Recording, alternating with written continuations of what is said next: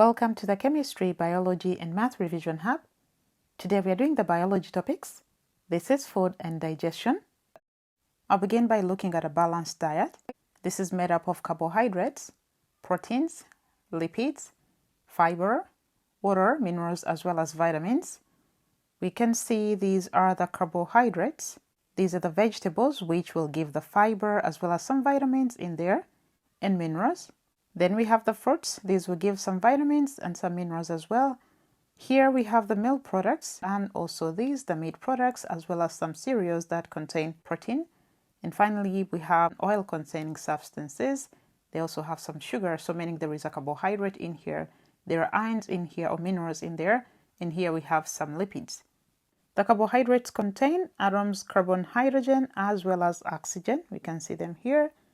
They are made from single sugars. Mainly, our body uses these carbohydrates as a source of energy in cellular respiration to generate ATP that is useful for cellular processes. They include the monosaccharides like glucose, fructose, and galactose, the disaccharides, maltose, sucrose, and lactose, and the polysaccharides like starch as well as glycogen. Of course, there is also cellulose for the organisms that can break it down. Then we go to the proteins, the ones we saw here. These contain atoms, carbon, hydrogen, oxygen, nitrogen, and sometimes sulfur. They are made of amino acids, and they help the body to grow as well as repair. Moving on to lipids, these are made up of fats and oils. They contain the atoms, carbon, hydrogen, and oxygen, or you could call them elements. They are used as a long-term energy store because they are easier to store in the body in comparison to the carbohydrates. In the bodies of organisms, we can find some of these fats stored around major organs to act as cushioning to prevent organs rubbing onto each other. Also, they can be found underneath the skin to provide insulation in order to prevent excessive heat loss. You remember we said the lipids contain fats and oils. Fats are usually from animal products, while the oils are usually from plant products. Fats are solids at room temperature, while oils are liquids at room temperature. We move on to fiber, which we can generate from some of the vegetables as well as cereal, because of course they contain cellulose from the cell walls of the plant. That is going to be a source of fiber. So this is useful in the regulation of bowel movement, meaning so that the food substances that are being digested have something solid to hold onto, meaning the part that is not broken down, to hold onto in order to create something more solid for peristalsis to occur properly within the digestive tract.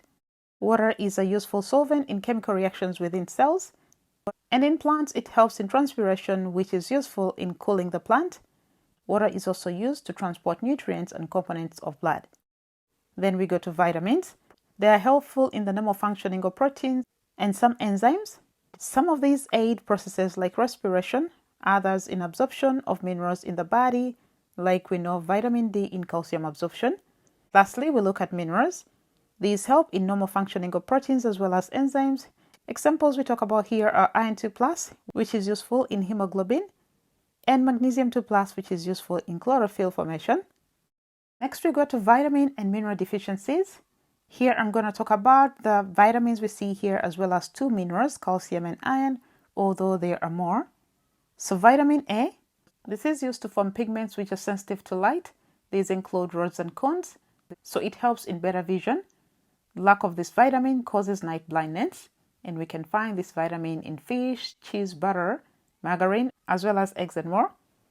Then we go to vitamin B. These vitamin Bs are useful in respiration. So the first one is vitamin B1, of course used in cell respiration.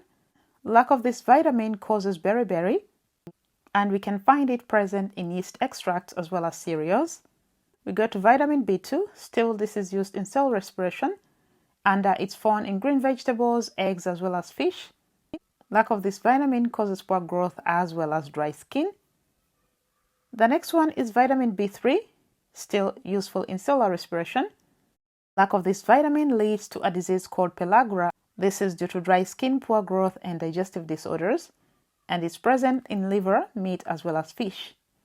We go to vitamin C. This forms an essential part of collagen, and collagen is the protein we find in our skin, in the hair, in the gums, as well as bones. So lack of these can lead to scurvy, where we see bleeding of gums. It's found in citrus fruits. We go to vitamin D. This is essential to regulate growth of bones because it helps calcium absorption to occur efficiently, and lack of this vitamin is going to cause a disease called rickets. This is present in fish, but our bodies can make it naturally if sunlight shines onto our skin. Then we go to calcium. This is a mineral. This is essential for bone and muscle growth, and a lack of calcium can lead to weak bones as well as teeth. We can find this mineral in cheese, dairy products, and so on. Iron. This is useful in hemoglobin. It transports oxygen in red blood cells, and lack of this causes anemia. We can find it present in vegetables like spinach and so on. Next, we go to food tests. We're going to test presence of starch. We will go to reducing sugars, then proteins as well as lipids. To test for presence of starch, to the sample we're going to add iodine solution, and if the color changes from the yellow-brown color of iodine to a blue-black color, then that confirms presence of starch in that specific food sample. For reducing sugars, these are broken down into monosaccharides like glucose, fructose, and galactose, and disaccharides like lactose and maltose. Please remember, sucrose is not a reducing sugar even if it's a disaccharide. So to test for presence of reducing sugars, to the sample we will add Benedict's solution. So this is supposed to be blue in color. If the color changes from blue to brick red, then that confirms presence of reducing sugars. However, you need to remember that colors can be red, orange, yellow, green, blue. So the colors change in this direction. Blue means the negative test, but if it's green, there is very low reducing sugars, and this brick red is going to mean a lot of reducing sugars in there. So if a sample is pure glucose, it's going to be red. But if a sample contains less glucose, then the color could be orange, it could be yellow, and so on. Next, we go to proteins. Proteins can be tested using the Biuret test. In the exam, you can just say use Biuret test, and if the color changes to purple, then that confirms presence of proteins. But some people want to describe what is present inside the Biuret test. Here we have 2 centimeters cubed of water added to the sample, and then you shake, and then add 5% potassium hydroxide, and then 2 drops of 1% copper sulfate. This means in this Biuret we have potassium hydroxide and we have copper sulfate. This addition of this water is to make sure that the protein dissolves. Remember, you add water and shake to dissolve, and then you add the 5% potassium hydroxide and then the 2 drops of copper sulfate. This copper sulfate solution and the potassium hydroxide are what we call the Biuret's reagent. And because there is copper sulfate, initially it's going to be blue and the color is going to turn to purple to indicate presence of a protein. Next, we go to the lipids. To test lipids, these are fats and oils, meaning they're not going to interact with water properly. So to the sample of oil, we're going to add 2 centimeters cubed of ethanol. Remember, this ethanol can interact with both water and the oil, and shake. Shaking with ethanol is going to make everything dissolve. And after, we're going to pour this in a beaker 3/4 filled with cold water, and if an emulsion forms, that is an indication that the sample was a lipid.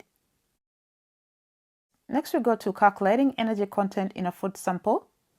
So in this experiment, this is the food sample here, and you want to find out the amount of energy contained in this. You begin by finding out the mass of the food sample that is going to be burned, and then you hook the food sample onto the needle with a wooden handle. You can see this is the needle and that is the wooden handle. We use a wooden handle so that you do not get burnt or the heat is not transferred to your body. And then we measure out a known volume of water. The water is in here. Using a thermometer, we're going to measure the initial temperature of the water before we burn the food. And then the thermometer is going to be placed inside the water, and we will ignite the food sample so that it burns completely beneath the beaker. Ensure that you use the thermometer to mix properly so that there is even distribution of the heat within the water. After the food sample is completely burnt, note the maximum temperature reached. The temperature change during this experiment is going to be the difference between the final temperature and the initial temperature of the water. Then we can calculate the energy that came off from the food sample.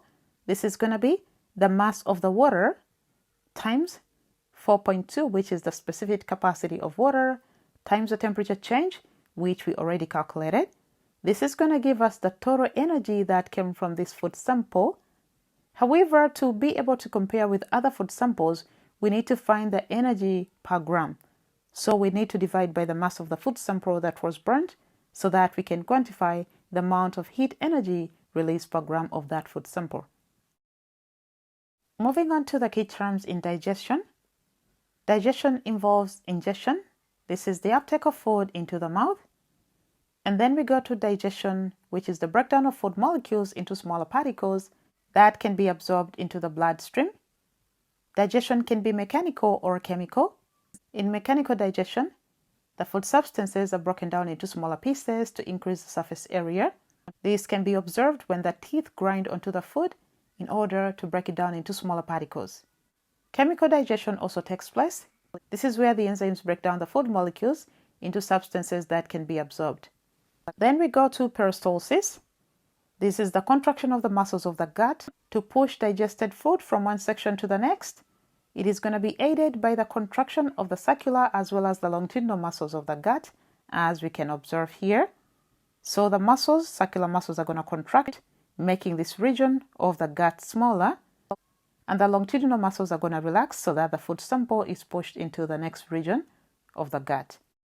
It's similar to how toothpaste is pushed out of the tube. Then we go to absorption. This is when molecules are taken into the bloodstream. It happens in the small intestine in the region called the ileum. Then assimilation is using the food molecules that are absorbed to build molecules in our bodies, for example, making proteins. Egestion is when the undigested food from the digestive system is going to be passed out as feces through the anus. Moving on to the digestive system. So I'm going to begin with the mouth. The mouth contains teeth that grind the food to increase the surface area, and also the tongue is going to roll the food to mix it with the saliva. Then the salivary glands are going to produce amylase enzyme, which is going to break down the starch in the food sample into maltose. So basically the teeth and the tongue are participating in mechanical digestion, while the enzyme amylase is participating in chemical digestion. After that, the food is going to move into the esophagus. Now the food is going to be rolled into a ball and peristalsis is going to begin. As we have seen, the circular muscles of the gut will contract as the longitudinal muscles relax so that food can be pushed from one section to the next. So the food is going to be passed to the stomach. Here the pH is going to be acidic due to the HCl present. In the stomach, both mechanical and chemical digestion take place. During mechanical digestion, the stomach is going to churn in order to turn and mix the food with the juices of the stomach. The stomach produces hydrochloric acid, which provides the optimum conditions for enzyme activity. Also, this HCl kills bacteria. The stomach walls are going to produce the enzyme pepsin that is going to break down the proteins into peptides. After that, the food is going to be moved into the duodenum. So we can see the beginning part of the small intestine, which is around this region here. So the duodenum is going to be connected to the gallbladder as well as the pancreas. The gallbladder stores bile, but this bile is produced in the liver. So the liver produces bile and is sent into the gallbladder to be stored, and this gallbladder is going to release that into the duodenum. Then the pancreas is going to produce digestive enzymes. These include amylase, trypsin, as well as lipase. It contains a pancreatic duct through which the enzymes are going to be released into the duodenum. So in the duodenum, the bile is going to neutralize the food that came from the stomach. Because the stomach was acidic, this food is going to be acidic, so it's going to be neutralized. The bile is also going to emulsify the fats, breaking down into small droplets that are easily digestible by the enzyme lipase. In the duodenum, lipase is going to break down lipids into fatty acids and glycerol, and amylase is going to break down starch into maltose. This is starch that was not digested in the mouth. It's going to be digested here using pancreatic amylase. And then the enzyme trypsin is going to digest proteins into peptides. Next, we go to the actual small intestine here, where more digestion is going to occur as well as absorption. Digestive enzymes like peptidases as well as maltase are going to be released. The peptidases are going to break down peptides into amino acids, and maltase is going to break down maltose into glucose. After that, absorption of digested food is going to occur in structures called the villi. So here we can see the many villi inside the small intestine or within the ileum, and I drew something here which shows you one of them. We can see there is a surface layer. This contains cells, and this is 1 cell thick. We see their blood capillaries. So this is adapted for absorption because the walls are thinner, and this provides a shorter diffusion distance of the substances towards the blood vessels. There are numerous blood vessels, and this means the substances that are absorbed are going to be taken away immediately. This is going to maintain a concentration gradient so that more substances are absorbed. So we can see the villi are many. They are numerous. That means a lot of digested food can be taken away. And also there are microvilli around here to further increase the surface area for absorption of substances. During absorption, water-soluble substances are taken into the blood capillaries and directly sent through to the hepatic portal vein, while fat-soluble substances are going to be taken up by the lacteal and later they will be distributed to the blood system after being combined with other substances. After the food passes through the small intestine and absorption has been carried out, the remains, which are undigested food materials as well as fiber, are going to be passed into the large intestine. Here, absorption of water is going to occur. The remaining materials are going to become more solid. Later, this solid material is going to be passed into the rectum, where it's going to be stored as feces until the urge to defecate is going to be felt. And later, they'll be passed out through the anus to the outside of the body. So this brings us to the end of this video about food and digestion. Thank you for being with us. Do not forget to subscribe. See you in the next video. Bye-bye.